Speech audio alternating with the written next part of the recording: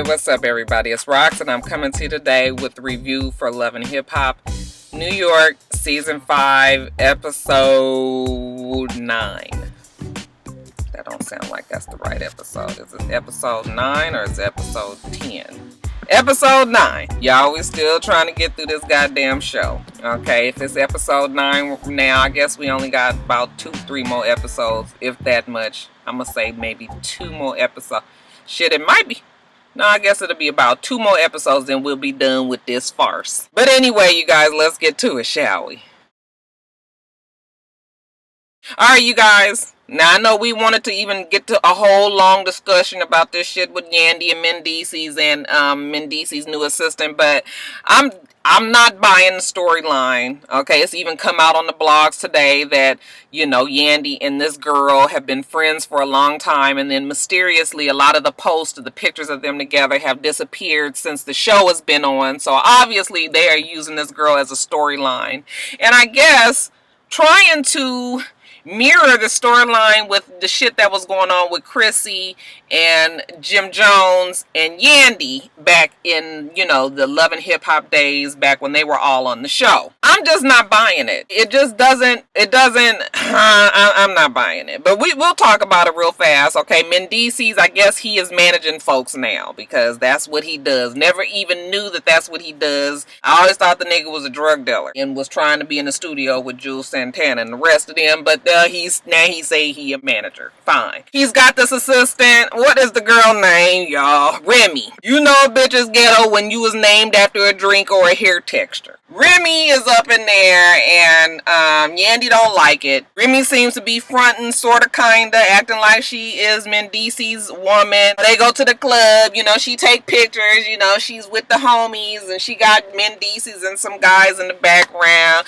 Okay, Remy is at the fucking job dressed like she is fixing to go order a drink at the bar. Yandy goes down to his studio and was just like, you need to get rid of this girl. And he is just like, I'm not doing that, okay? Since when is it that you can come to my work establishment and fire my staff? And Yandy was like, look, nigga, you don't never know. I know what it is, okay? I got eyes in the front and the back of my head like most women do. We can scope out a fucking problem before the man even know it, honey. Did I ever tell you guys a story about one time with my husband and I think I've told you guys this before. I'm gonna tell the shit again anyway. So, we was at Ralph's in LA in the Ladera Center. I remember this shit like it was yesterday. And I was driving and he was in the passenger seat. And when I parked my car, I looked in my rearview mirror and I saw this chick who was really cute. And she had on a leather jacket. Back then, swing coats were real popular and it was short. And she didn't, whatever she had on underneath, it was the same length as a swing coat. So I could just see her legs. And I could look at her and tell that she was my husband's type. Okay, I know what my husband like and everything. So we get out the car, we go into Ralph's, and we shopping. Okay, we talking. Old girl comes around the corner, coming up the aisle that we are both on. Okay, and when she comes up the aisle, okay, now I done already peeped out the old girl when we was in the parking lot. She comes up the aisle. My husband can't even concentrate, okay? The nigga's talking and he's just like, And he can't even get his thinking together. I was like, what you say? What's the matter? Cat got your tongue? But he can't get it together. He don't never say nothing about the girl, but he just keeps on stuttering. So, we get past the girl. Okay, brother man get himself back together. A couple of hours later, we see her again, okay? Again, my husband can't get his shit together because here go the pretty girl. Look, I already been known about the girl, okay? I still didn't say nothing because to me the shit was funny. I don't care when my husband look at women. You know, that shit don't bother me. It's natural to me, so I don't really care. But I just thought the shit was funny that he couldn't get himself together, okay? But I had already looked, so later on, some weeks or months later, we was somewhere, and I started telling one of our friends the story of how he was so overcome by the beauty of this woman at Rouse, and he started laughing. He was just like, you knew that's what happened? And I was like, yes, nigga, because I'm a woman, and women, we scopes out shit. We knows all that's going on around us way before the man does. Way before. So I guess Yandy was just like, I am trying to help you out. This girl is going to be a problem here. This is the story that they trying to get us to believe anyway. Mendeecees ain't with it, okay? So she was like, you know what, since he ain't with it, maybe I need to make an appointment and talk to her myself. Okay, so old girl, she show up to the damn bar that they gonna meet and have this talk. And old girl is dressed exactly like how Yandy was dressed in some Instagram pictures that she had then changed her hair color from red to black and had the exact same outfit on down to the shoes. That's because she was just at Yandy's house a day before getting the shit out of her closet. Okay, girl, I'm gonna wear this, okay? Yandy was just like, you know, that's crazy that you would do this and you're here and you obviously don't have any common sense.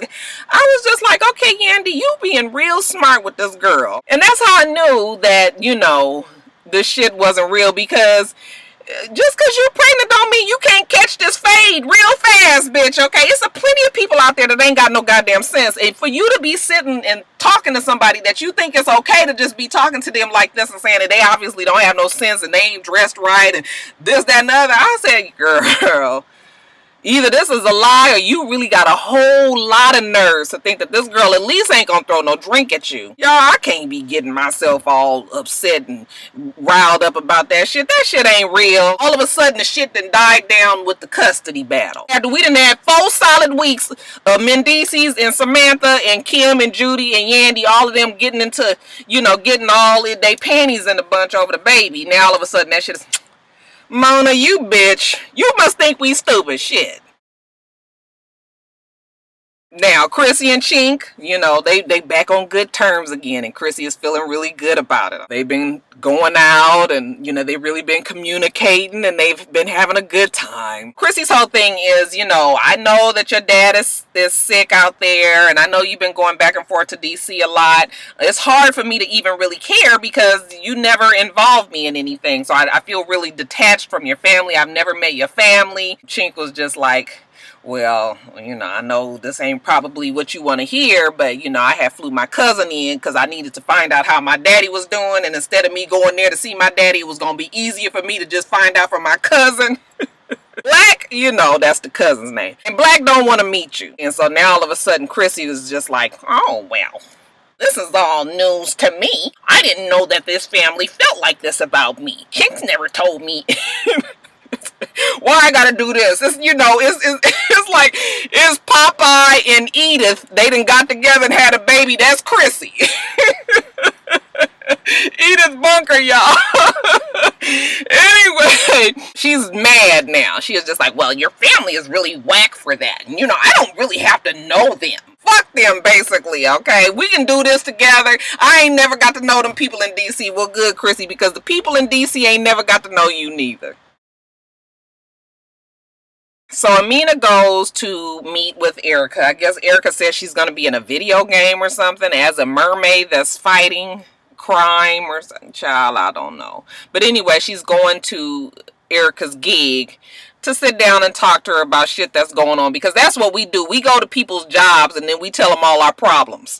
Erica tells us first that, you know, she's really happy with Bow Wow and, you know, they finally had sex. I was just like, so you gonna try to push that lie off on us, huh? 8 years, you just...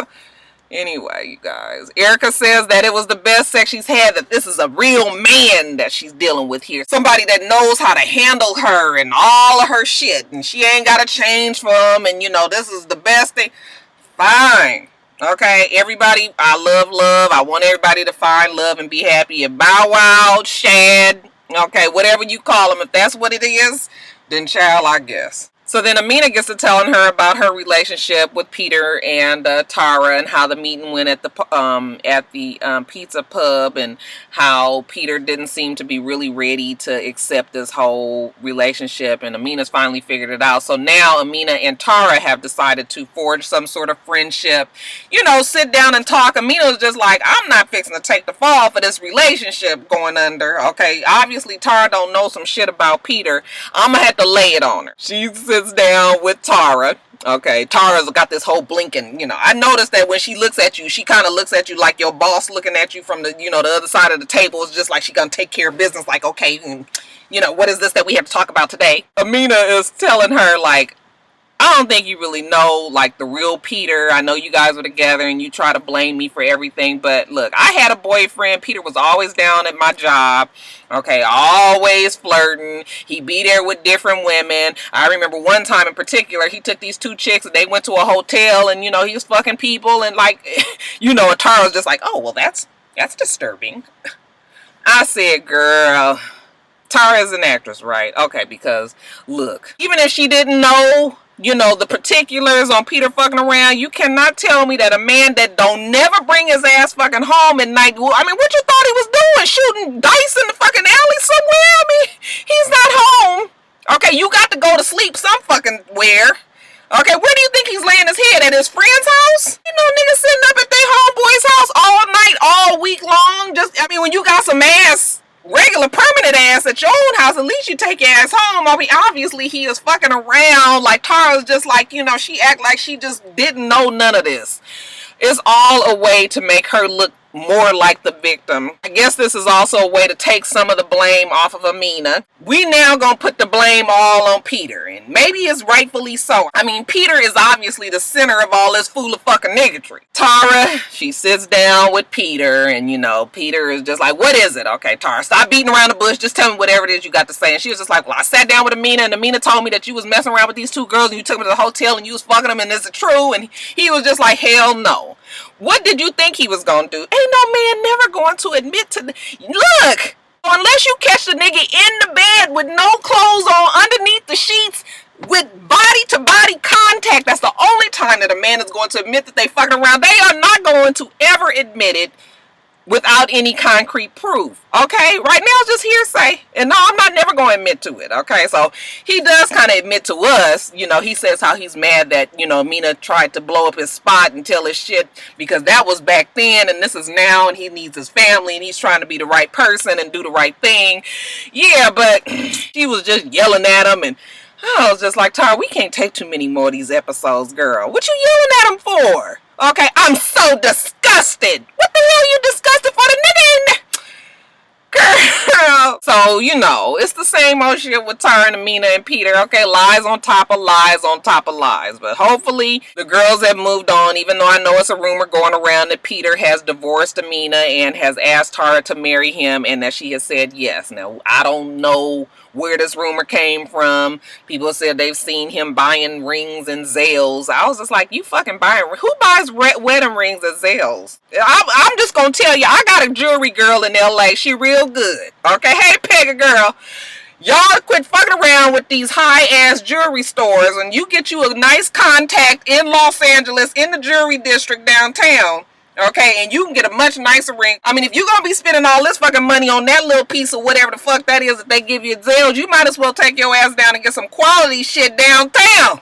Okay? Holla at your girl if that's what you need. But, what was I talking about? Y'all loves me some jewelry. You know, I love that. I could let y'all know about some nice shit. But anyway, yeah, hopefully that's going to be it with Tara, Peter, and Amina, that triangle.